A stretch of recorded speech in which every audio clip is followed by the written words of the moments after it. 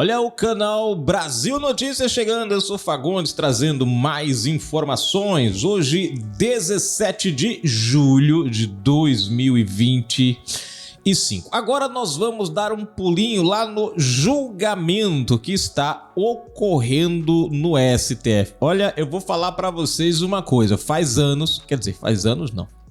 Na verdade, eu acho que eu nunca vi um julgamento dentro do contexto do que a gente tá vendo hoje lá no Supremo.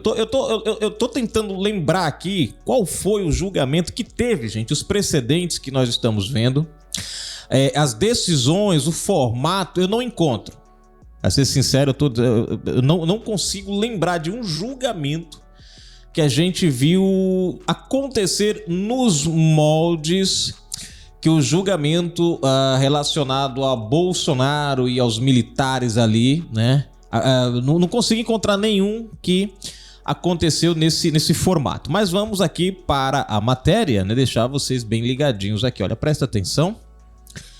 Moraes esvazia a sessão sobre golpe e confronta advogado. Vamos entender como é esse confrontar o advogado, né? Porque até onde eu me lembro, o juiz não confronta o advogado, ele ouve o advogado, né? Quem confronta o advogado geralmente é o Ministério Público quando a promotoria, né, faz o papel ali de acusação. É ele quem geralmente confronta, é ele quem geralmente debate, rebate, bate, enfim. O juiz geralmente ele ouve, escuta, avalia, analisa, pesa e dá a sentença quando ela, né? Mas enfim, se você não é inscrito no canal, se inscreva agora mesmo, ative aí o sininho das notificações e marque a opção receber todos os vídeos. Na descrição tem a nossa chave Pix, uma forma de você patrocinar o nosso canal, é o nosso e-mail, tá, gente? Também lá na descrição vocês vão encontrar o link de convite para o nosso grupo do WhatsApp, onde você não perde nenhuma das matérias. Inclusive lá, né, já está um dos nossos vídeos que eu acabei de postar agora há pouco. Quem tá no grupo já tá vendo esse vídeo aqui, ó. Lula diz que se Trump fosse brasileiro, poderia ser preso. Não foi eu quem disse, foi o próprio Lula, né? Bom, já tá lá no grupo. Quem tá, já recebeu. Se você estivesse lá no grupo, já tava recebendo também. Bom, então corre lá, beleza? Na descrição tá o link de convite. O Supremo Tribunal Federal, STF, esvaziou a audiência dessa quarta-feira, 16, ao convocar apenas testemunhas ligadas à acusação na investigação sobre a suposta tentativa de golpe em 2022. O ministro Alexandre de Moraes, relator do caso, ignorou os nomes apresentados pelas defesas. Desta forma, optou por ouvir apenas aliados da Procuradoria-Geral da República. Das 22 testemunhas previstas para o núcleo de gerenciamento da suposta organização criminosa, apenas 2 compareceram, o senador Ciro Nogueira, PP, e o general da reserva Gonçalves Dias, ex-ministro do Gabinete de Segurança Institucional, GSI. A sessão durou cerca de 1h30, apesar da expectativa inicial de que se estendesse por todo o dia. A defesa do ex-assessor Felipe Martins tentou incluir o ex-assistente de Moraes no Tribunal Superior Eleitoral, Eduardo Taliaferro, como testemunha. Adivinha? O ministro indeferiu. É como se esse julgamento fosse de cartas marcadas. Só pode ir testemunhas que tenham a contribuir contra os acusados. Testemunhas que podem, né, beneficiar os acusados não são muito bem-vindas nesse julgamento. É a impressão que a gente tem. Outras testemunhas sugeridas como o senador Eduardo Girão, o deputado Marcel Van Hatten, o ex-ministro Onyx Lorenzoni, também tiveram seus pedidos negados. Por quê, gente? Por que a defesa está tendo cerceada as suas testemunhas? Bom, Ciro Nogueira confirmou que intermediou o encontro entre Jair Bolsonaro e Moraes no fim de 2022, contudo, alegou não lembrar se Marcelo Câmara participou da articulação. Já Gonçalves Dias repetiu declarações feitas à CPMI do 8 de janeiro, alegando que recebeu informações conflitantes de órgãos internos do GSI às vésperas dos ataques aos três poderes. Esse aqui foi o mesmo, gente, o Gonçalves Dias é o mesmo que disse que não tinha recebido informações, mas que na verdade encontrou-se mensagem dele pedindo para adulterar o documento, para que o documento constasse que não houvesse a menção, né, dos alertas, e depois se descobriu que na verdade teve os alertas, ele tentou tirá-los do relatório. Bom, durante o depoimento do general, Moraes voltou a se desentender com o advogado de Felipe Martins, Jeffrey Chiquini. Rapaz, esse Jeffrey Chiquini chegou lá, mas o menino chegou pra brigar mesmo pelo jeito, né? O defensor insistia em saber quais tropas estavam à disposição do GSI durante as invasões.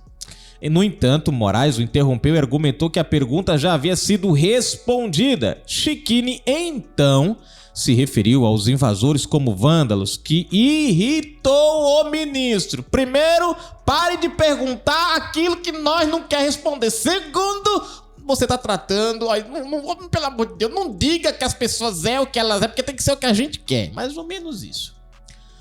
Esse negócio. Doutor, quando os golpistas chegaram, por que não são vândalos, são golpistas? Inclusive já condenados, respondeu o magistrado. As imagens são muito claras. Isso é o Moraes dizendo.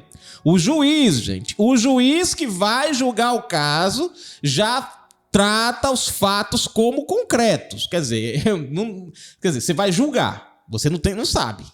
Pelo menos essa era a ideia que a gente devia ter, né? Não o oposto. O juiz ele jamais poderia se manifestar apontando as pessoas como culpadas ou inocentes. Ele é o cara que fica ali em cima do muro ouvindo. Mas aqui ele é bem claro. Quando o som foi restabelecido, Chiquini perguntou se sua palavra havia sido caçada. Eita, bexiga. As imagens são muito claras. Sim, peraí, pulei aqui. Quando o som foi restabelecido, Chiquini perguntou se sua palavra havia sido caçada. Moraes confirmou: cacei a sua palavra, doutor. Olha aí, gente. Olha como é que a gente pode esperar seriedade, veracidade, imparcialidade nesse julgamento. Na véspera, estiveram presentes comandantes das Forças Armadas, como Marco Antônio Freire Gomes e Carlos Batista Júnior, chamados pela Defensoria Pública da União. Nesta quarta, eles não apareceram e Moraes rejeitou novo agendamento. O magistrado ainda homologou a desistência de depoimentos de nomes como os senadores Rodrigo Pacheco, PSD, e Rogério Marinho, PL, que não entraram na videoconferência. Apesar da baixa adesão, as defesas ainda podem tentar reagendar até segunda-feira, 21, último dia reservado às oitivas desse núcleo. A lista inclui Fábio Chor, Eduardo Pazuello, PL, Hélio Lopes, PL, o ex-assessor Matheus Matos Diniz e a promotora Estela Maria Flores Floriani. Tá aí a matéria, gente. Então, o Chiquini pergunta: doutor, o senhor caçou a minha palavra? Cacei. Gente, é papel do advogado contestar, é papel do advogado moer, espremer toda aí qualquer... E é engraçado porque o Moraes aqui, eu me lembrei agora de um fato, o Moraes aqui questionou a repetição, né, de uma pergunta. Aí eu me lembrei de quando Moraes perguntou a Bolsonaro sobre... já tinha falado sobre isso, né? Sobre esse assunto. Bolsonaro já tinha, né, falado sobre isso. Tinha dito que não, a questão lá do PL suspendeu a ação, não entrar novamente com a ação, né? Tinha sido com medo, né, de o ministro tomar uma atitude mais drástica, tal, BBB, aquela, né, que gerou os 22 mil. Aí, Moraes, mais à frente, repete a mesma pergunta para Bolsonaro, para que Bolsonaro respondesse sim ou não. né? E aí perguntou para ele, quando o senhor fez lá, tal, o senhor acredita, o senhor fez isso, suspendeu a ação porque o senhor não viu que não havia, mais ou menos como é que foi a frase, mas assim, tipo, como se Bolsonaro tivesse planejado, né, contestar as ações, ele, como se ele não tivesse visto que não dava para ir à frente, então o senhor cancelou, desistiram? E Bolsonaro só podia responder sim ou não. E aí ele colocou mais alguns elementos que deixavam essa parte da pergunta um pouco mais escondida. E Bolsonaro respondeu que sim, que, né, não foi adiante, porque não havia motivos para ir adiante. Porém, foi acrescentado alguns detalhes nessa frase lá na pergunta, e a esquerda se agarrou a isso aí para dizer que Bolsonaro confessou ter havido intentado ou coisa semelhante, né? Então você vê assim, quando é o advogado que repete a pergunta, né, para tirar algum esclarecimento, não pode. Moraes repete muitas vezes, trazendo dentro da mesma pergunta elementos, né,